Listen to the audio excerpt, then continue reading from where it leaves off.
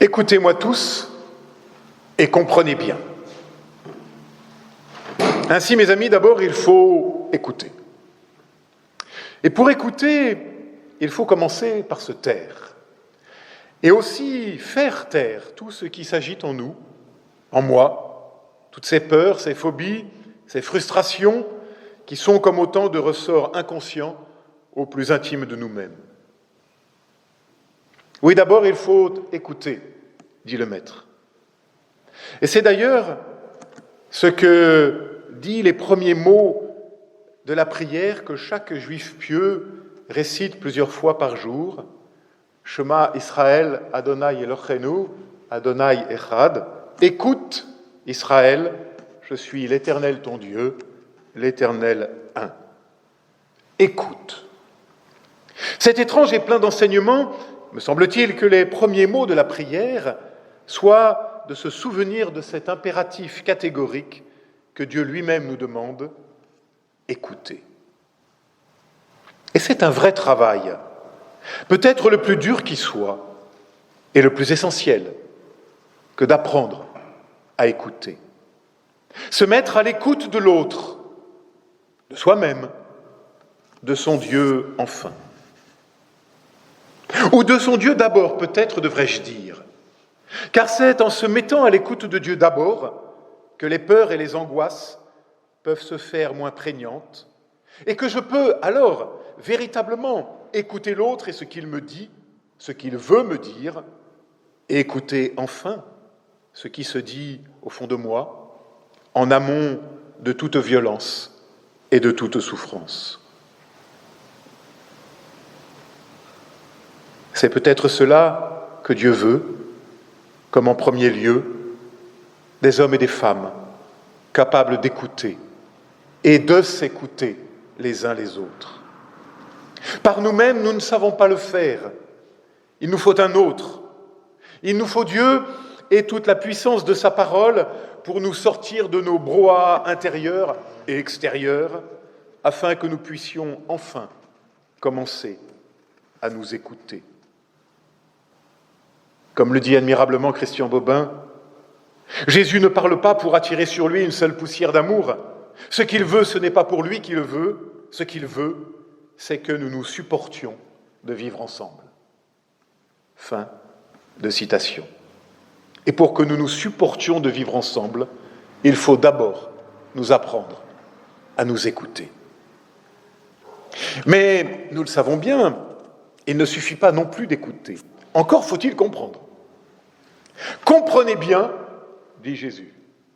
Écoutez et comprenez. Comprendre, c'est-à-dire chercher. Le mot grec ici employé est toujours chez Marc en relation avec la bonne interprétation des paroles de Jésus. Ainsi, comprendre, c'est d'abord refuser tout ce qui semble évident. Ce qui se dit partout comme étant la bonne opinion commune, la doxa commune. Il nous faut nous méfier, comme de la peste, des apparences et des évidences. Exercice particulièrement difficile en cette époque qui est la nôtre, j'en conviens, où le débat d'idées se réduit à des batailles de slogans, où l'émotionnel prime sur la réflexion, où l'immédiateté de la réaction prime sur le temps nécessaire du recul. Et puis les réseaux sociaux s'en mêlent et deviennent les nouveaux censeurs de notre temps, quand ce n'est pas pour partager et propager les théories complotistes les plus hallucinantes et aussi les plus dangereuses, car elles sapent la réflexion en récusant toute confrontation d'idées. Le plus grave, c'est qu'il nous devient impossible de rentrer dans la complexité des choses et des causes. Plus le temps de déployer une idée. Il faut dire l'essentiel en 280 caractères, dit Twitter. Et nous nous condamnons alors à n'exprimer que la caricature d'une pensée, d'une idée, d'une opinion. Et cela est grave. Cela nous fait courir un risque grave, celui de la réflexion impossible. Plus le temps, il faut faire court, toujours plus court. Une petite anecdote pour illustrer cela. J'ai présidé il y a un mois avec ma collègue Marie-Pierre Cournot, une bénédiction de mariage à Montpellier qui a déclenché une certaine couverture médiatique. Et je reçois le lendemain un coup de fil d'un journaliste d'une grande radio, que je ne citerai pas, plus de 20 minutes d'interview téléphonique. Très bien, j'ai le temps de dire ce que nous avons fait, comment et pourquoi nous l'avons fait. Le journaliste fait très bien son boulot, il appelle aussi les mariés, il passe du temps avec elle au téléphone. Résultat, 1 minute 20. 1 minute 20 de reportage. Et lorsque je m'en étonne au journaliste le rappelant, il me dit « Mais c'est extrêmement long ça pour nous. C'était un gros sujet. » 1 minute 20 pour tenter de résumer 40 minutes de discussion. Il y a là, je le répète, un danger extrême, celui de la mort de la pensée elle-même, de la capacité de pouvoir continuer de penser et de tenter de comprendre quelque chose du réel. Car penser et comprendre est essentiel, sinon nous sombrons immanquablement dans le fondamentalisme, l'intégrisme et à terme le totalitarisme. Et cela nous guette tous, quelle que soit la religion. Exercice particulièrement difficile en cette époque qui est la nôtre, disais-je, mais c'est déjà aussi ce que dénonçait Jésus devant les pharisiens et les scribes de son temps. Et revenons à notre texte. Et l'un des points où tout se joue, où tout se résume, il y a 2000 ans, comme aujourd'hui, même si les mots sont différents, la question de la pureté. L'éternel retour de la question du pur et de l'impur.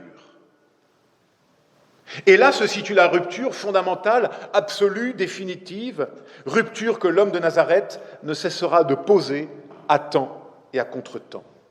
Sortir de cette logique du pur et de l'impur. Car il faut la bannir à jamais. Pourtant, c'était toute une représentation de la loi juive qui reposait sur cette distinction fondamentale pur, impur.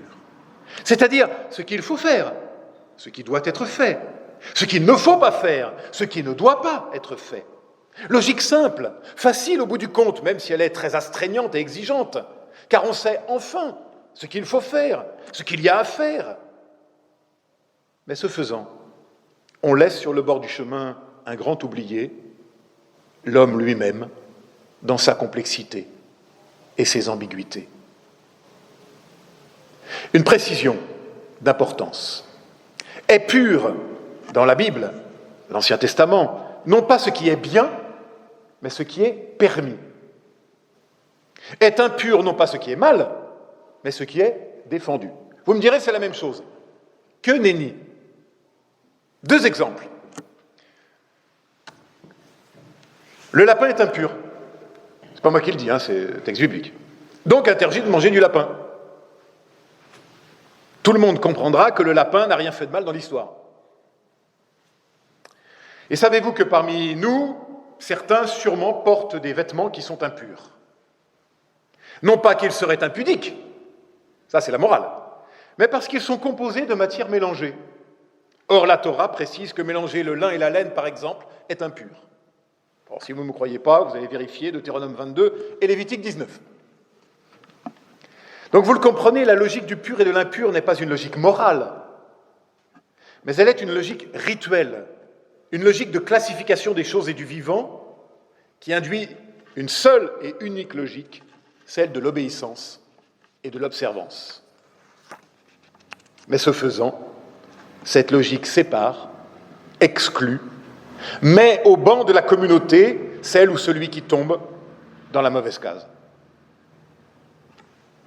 Il vous manque un bras, impur, pas de peau. Alors Jésus va complètement récuser cette logique pour replacer l'homme au centre. Voilà d'abord ce qu'il nous faut écouter et comprendre. Remettre toujours l'homme au centre. Et voilà que le maître de la vie, l'homme de Nazareth, vient poser désormais l'être humain au centre de la réflexion éthique, l'être humain, ou plus exactement la relation qui le constitue, qui nous constitue. Le Christ vient faire voler en éclats la logique du pur et de l'impur en déplaçant la rupture. Elle n'est plus dans le bien faire ou le mal faire, elle n'est plus entre nous, mais elle ne peut venir que de nous, de l'intérieur de nous-mêmes. Il n'y a plus désormais de pur et d'impur en soi, il n'y a plus que de la relation, de la bonne ou de la mauvaise relation, de la communication qui passe, bon gré, mal gré, ou de la communication qui échoue de passer. Et c'est d'abord à l'intérieur de l'homme que tout se joue, dit le texte, dans l'intention et dans la relation. L'homme de Nazareth nous introduit ainsi dans une autre logique, vers une autre morale, autrement plus difficile que la précédente, car désormais nous voilà placés sur le fil du rasoir, il va nous falloir être responsables, savoir et oser faire des choix, remettre tout sans cesse sur le métier de la réflexion, de la plus juste interprétation possible. Tout n'est plus programmé d'avance, le pur, l'impur, le péché, la justice, le permis, le défendu. Désormais, il nous appartient de remettre tout cela en relation, en perspective. Et c'est désormais à cette aune-là que va se balbutier la quête de la vie contre toutes les forces de mort. Entendons-nous bien, Jésus renverse la logique des maîtres de la loi. Le bien et le mal ne sont plus posés dans le faire, derrière la logique du pur et de l'impur. Jésus vient d'ailleurs démasquer l'extraordinaire force de mort qui s'y tient cachée. Mais le bien et le mal sont posés dans la relation et dans l'ambiguïté de nos existences. Et c'est dans l'acceptation et le dépassement de nos échecs que peut se jouer l'essentiel, la quête de la vie et de ce qui est juste, contre toutes les forces de mort, de condamnation, qui se drapent si souvent dans la certitude tranquille du troupeau des bien-pensants.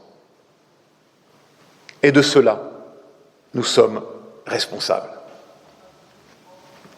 C'est du cœur, précise le texte, que cela vient désormais. Du cœur. Ici, une précision encore s'impose. Le cœur, dans la symbolique hébraïque, c'est pas le siège des émotions, de nos sentiments, de nos affects. Ça, dans le texte biblique, c'est les tripes. Non, le cœur, dans la symbolique hébraïque, c'est le siège de la raison. Et nous retrouvons notre impératif du début, comprendre, écouter pour comprendre. Le cœur, c'est le siège de l'intelligence, des convictions, des résolutions. C'est là désormais, dans le débat intérieur, que va se jouer la vraie question, l'unique question, celle de l'éthique, c'est-à-dire de ce qui permet ou non la relation entre nous et en nous. Car qu'est-ce que l'éthique ? Qu'est-ce que la morale ? L'éthique, c'est apprendre à se comporter les uns avec les autres pour être en relation avec toujours plus de profondeur et de justesse. Une action n'est pas mauvaise parce qu'elle est interdite, elle est mauvaise si elle sape la communication humaine. Je relis.